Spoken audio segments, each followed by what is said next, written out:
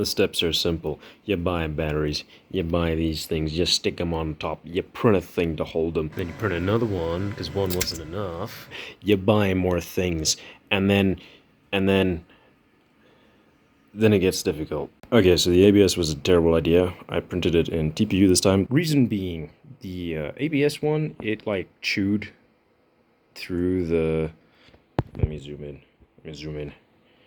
Now you can see. It went straight through the heat shrink on the cells. So, to fix that... Oh, let me zoom out. Zoom out some more. There we go. More. Okay. So to fix that, I said I'll print it with TPU, because the TPU, it's soft, so it's not gonna like hurt it, and there's some flex and whatever. I also put in some spacing, so the cells aren't actually touching each other. I think this is better. I know a lot of people say, oh, it's overkill to print spacers, and you don't need that, and I'm also sitting with a dilemma. I could build another one of these, and then I'd have a lot of flight time. But I also do want a GX12. Okay, here we are. The other one's still wet. I dried it for like 3 hours. It's very humid at the moment. So yeah, this is the state of the pack. I got some nice big enough gaps to not be a problem. I just don't want the cells touching and rubbing through each other. So yeah, now what you do, obviously you need to like put them in the correct order. So you always have a pair like this. So this is going to be the main positive, is going to be the main negative.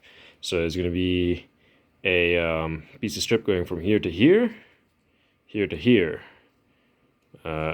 here to here, here to here. Yes. And then these two over here, obviously there won't be anything on them aside from the cables, which will get soldered onto a strip and then put onto the pack. Best thing to do now is to grab a marker and just write on the side of the cells how you want to lay it out. Because if you look at it from here, you can see I can do the layout, because it goes from that one to that, here to here, here to here, here to here.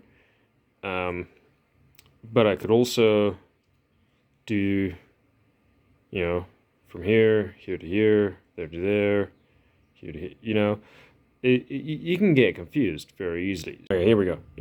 I grabbed some tip X and I marked it. See, we got our main positive, our main negative, and then everywhere where the two white pieces line. I first used a highlighter marker thing. It didn't work at all. That's why I got the tip X. Anyways, so everywhere where you see the white lining up, that's where I know a tab needs to go.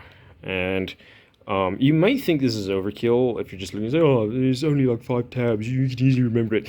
It is so easy to screw this up. It is so easy to screw this up. And you don't want to, because then sparks and hot metal go flying everywhere. And that will hurt your wallet. Maybe you too, but mostly your wallet.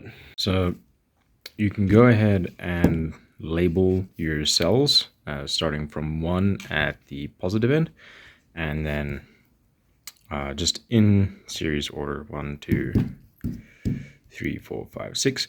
I know this seems pretty simple to remember which cell is which, but when you are doing your balance leads, it does help a little bit just to keep things clear and neat. And it's like nobody's going to see this when you're done with it, so just to make sure you don't make any mistakes or get confused along the way.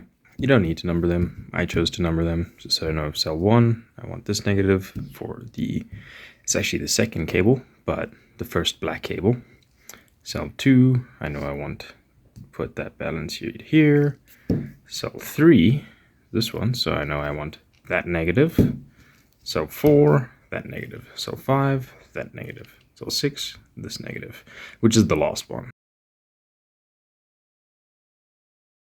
You'll have to excuse the loud noises. Whilst I was busy testing it, the copper trace on the positive blew up. The copper trace itself, like the rest of the unit is fine. Like all of this does still work. So it was still on after it blew up. Man, these people are loud. So what I think I can do is one, either take a wire from here to here, or I could take it straight there if I wanted, from the positive, or I can like split the XT60 so that only the negative is here and then the positive is straight here, which I have seen some people do. But I don't really have the stuff to do that right now, so I think I'm just gonna bridge from here to here, and then I'll hope it doesn't blow up again, because these are actually fine. These are what I expected to blow up if anything was gonna blow up, but apparently they didn't. Freaking copper did. Too much power is also a problem. Your probes might stick if you don't do enough pressure, or if you do too much pressure. So yeah, too little pressure, you normally like vaporize the nickel. I had a piece like this is all the pieces I practice on. Like I practice on there and then on this thing, and like it's up to a point where it's pretty good. And I was going off of, you know, what the YouTubers say, the fancy YouTubers say. They say you pull it off, the nickel should tear first. The positive always sticks. Always. Doesn't matter how I shape it, how I clean it, it sticks. Drop the power, stop sticking. So yeah, I did two, like a spot weld here and a spot weld here on the higher power, and then I drop it and do the others. But the first one went actually very poorly, because like it spot welded here and it did very well, too well, and then here and it didn't stick. It stuck to the electrode, and as I pulled the electrode off, I got, you know, hooked here, and I was like, okay, I'll just take it off gently, and it you can't really see it, but it deformed the actual can of the cell. That's why I have no spot welds there, just these two. I'm not going to do one in the middle because that's bad. So this one's just going to have 4 instead of 6. But in general, it's okay. Now I just need to solder balance leads and the main power.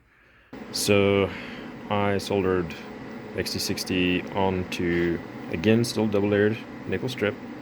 I then just put a little bit of heat shrink on it.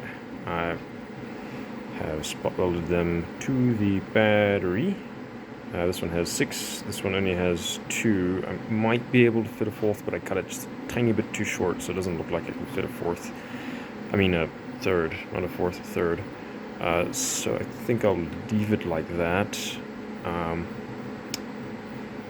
Balance leads are all on. I still need to test the connector, but I was hoping to get them a little bit neater up over here at this portion, but it turns out that's quite difficult. This part and the rest of the pack is at least quite neat. I'm probably going to put some hot glue just between the cells. Don't need to, but maybe just a little bit. And then some tape here and there where the wires get short. Like if they cut like these two, I want a piece of tape just over to clop those cells. And yeah. Well, the good news is it does work. They are all showing up and reading a voltage. Here it is. All wrapped up and good to go. I just want to show you that it is possible to at least make them look neat, because I've seen, obviously I watched like a dozen videos on how to do this because I haven't done it before, and they always have a mess in the wiring, and then they say, oh, they didn't plan or something like that, but it's not that difficult to have the wires just be the correct length. You can cut them to length when you put them on. It's really not that difficult. The spot welding is more troublesome than anything else. That's actually the part that worries me the most about this build, is the spot welding. Heat shrink is now applied. That was a little bit more difficult than I expected, because you can over shrink it and then you'll get a hole, or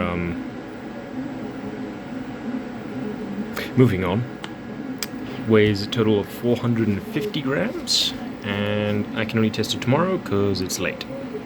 Now it's time for the first test flight. You don't have much wind today, which is good.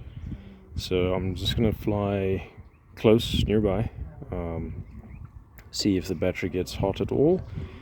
And then after that I'll probably do some flight time testing, but just for the first flight I'm gonna just circle around just in a small area for maybe a minute or less, and then check how hot it is, and then I'll go back up and fly it for a bit longer.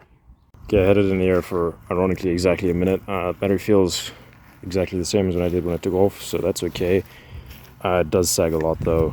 It dropped down to 3.9 volts just in that minute. So flew for 10 minutes now. Pack is a little warm. Not much though, just a teeny bit.